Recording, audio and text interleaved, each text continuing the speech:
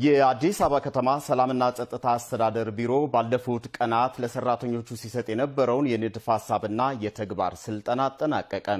ሰልጣኞቹ በንድፍ ሐሳብና በተግባር ያገኙትን ዕውቀት በተግባር ለመለወጥ ዝግጁ መሆናቸውንም ተናግረዋል። ተመስገን ይመር ተጨማሪ አለው።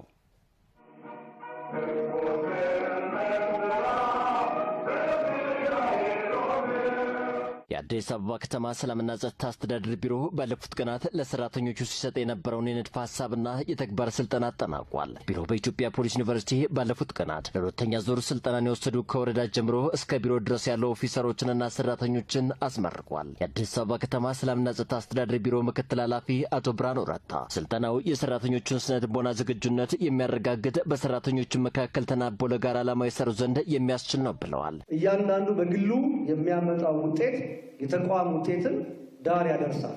የተቋማት ድምር ውጤት የሀገር ለውጥን ያሰብነውን ራዕይ እና የምንጓዝበትን መንገድ በእጅጉ የተሳካ ያደርገዋል።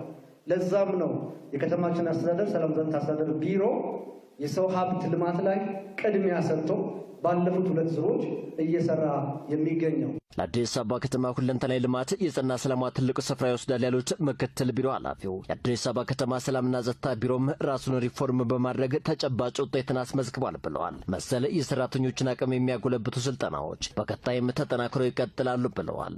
በየጊዜው ከሚሄዱ አዳዲስ ዘመኑ ካመጣቸው ቴክኖሎጂ ጋር አብረን ተዋህደን ዕውቀታችንን ማዳበር እድሜ ሳይገድበን ጾታ ሳይገድበን ድንበር ተሻግረን ዓለም አቀፍ ሰው መሆን የምንችልበትን አውድ መፍጠር እንችላለን። ያገኘነውን ትንሽ ዕውቀት የበለጠ ማስፋት ነው።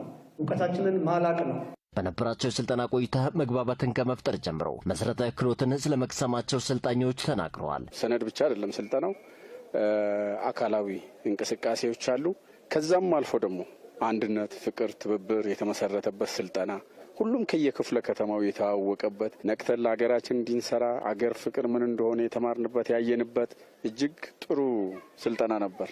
እርስ በርስ ከመተዋወቅና ከስራችንና እንደገና ደግሞ ለህይወታችን ካለው ፋይዳ አንጻር ለኔ በጣም ጠቅሞኛል። መሰረታዊ የሆኑ ክህሎቶችን፣ ዕውቀቶችን ከስራችን ጋር የተያያዙ ነገሮችን፣ መረጃዎችን እንዴት እንደምንሰበሰቡ፣ ወንጀል እንዴት እንደምንከላከል፣ ከህዝብ ጋር እንዴት ወንጀልን ህዝብን በማሳተፍ መከላከል እንደምንችል እና እኔ በቂ ግብዓት አግኝቼበታለሁ። በስልጠና ያገኙትን ልምድና ተሞክሮ በተግባር ለመግለጥ ዝግጁ ስለመሆናቸውም ገልጸዋል።